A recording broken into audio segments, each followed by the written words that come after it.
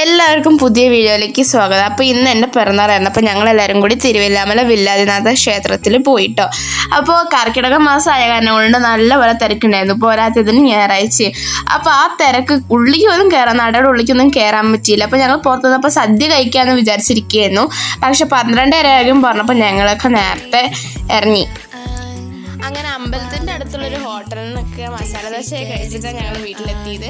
അപ്പോൾ വീട്ടിലെത്തിയപ്പോൾ ബിരിയാണി വെക്കേണ്ട തിരക്കായിരുന്നു. അമ്മമ്മയും മമ്മിയും കൂടിയിട്ട്